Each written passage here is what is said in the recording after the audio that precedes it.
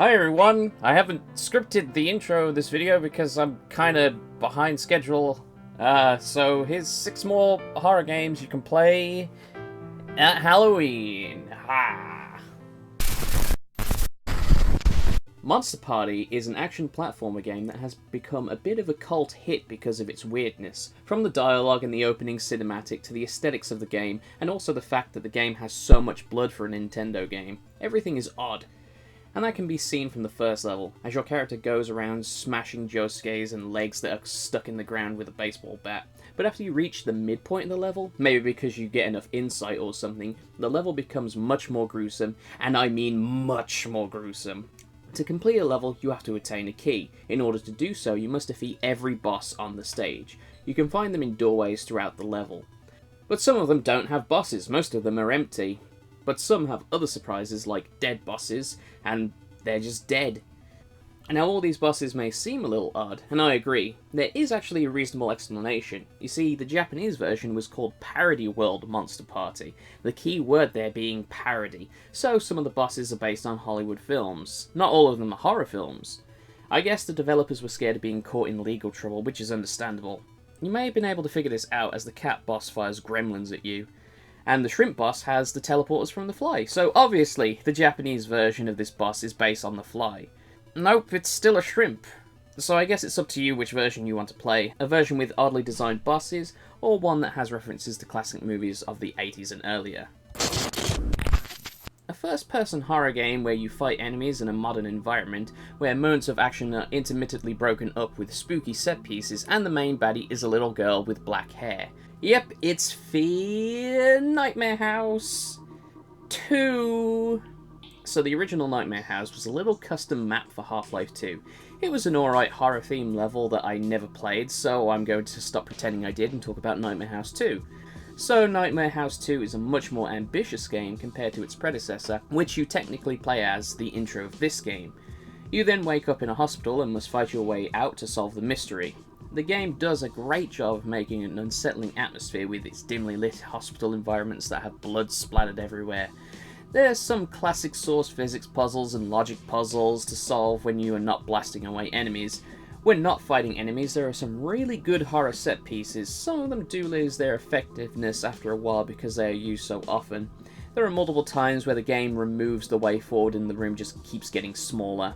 But there are standout moments like the part with the mannequins, and the introduction of an enemy type is handled really well.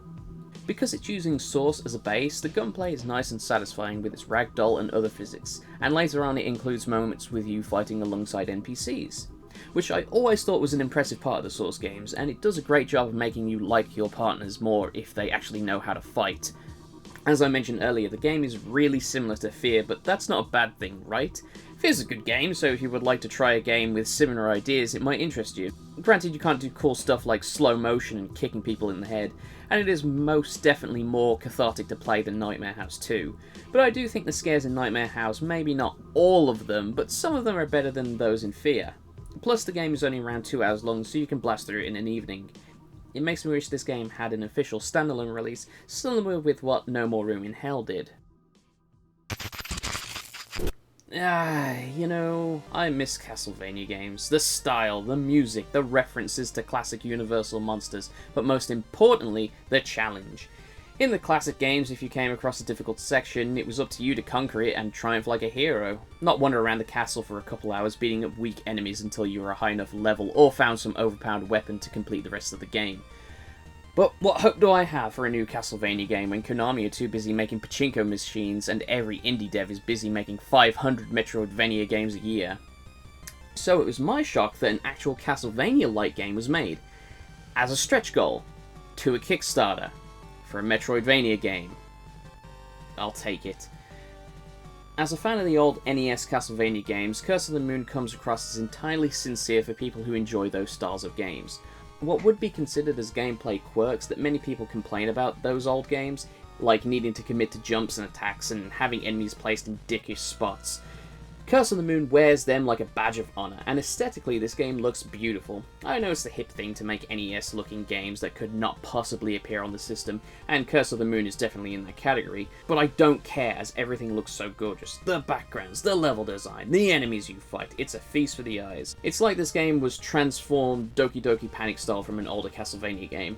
One thing that is a big improvement on top of those games, though, is the bosses. Castlevania had some great, if oftentimes frustrating bosses, but Curse of the Moon has bosses with way more spectacle. The final boss in Castlevania is only like a foot taller than you. Here the first boss is this hulking golem. It's awesome! One thing that I was concerned about was that the music would not live up to motherfucking Castlevania. It's hard to beat Bloody Tears, in fact, I don't think you can, but Curse of the Moon's music is not only incredible, it is authentic. For someone who's been thirsting for a new old Castlevania game, Curse of the Moon hits the spot, no doubt. But it definitely does not fill me up. Don't worry, I'm not bitter, by the way.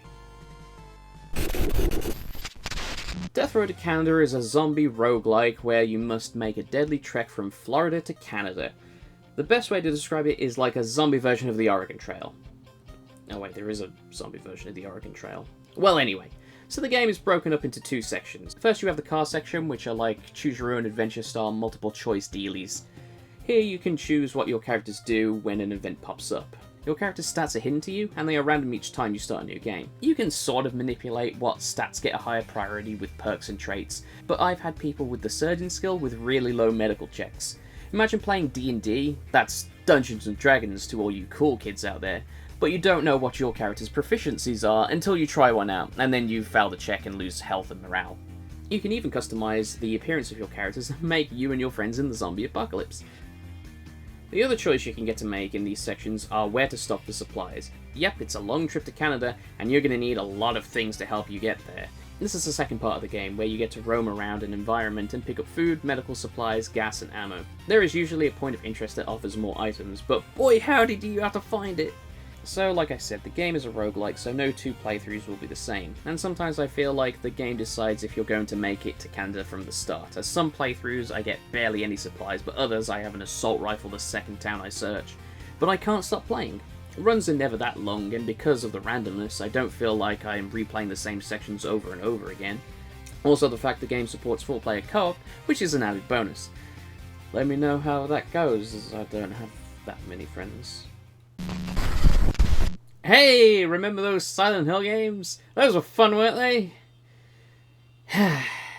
Anyway, so Lone Survivor is a 2D survival horror game. In it you play as a nameless man after some sort of apocalyptic event has happened. Now monsters roam the halls of your complex apartment. Not apartment complex, as this is a survival horror game, shit's locked, so you'll be needing to find keys, shortcuts, and of course, holes to get where you need to go. You're not entirely helpless, this is a survival horror game, so it's not like we're some loser with a hand lantern who can't do anything. You can actually fight and overcome your would-be attackers.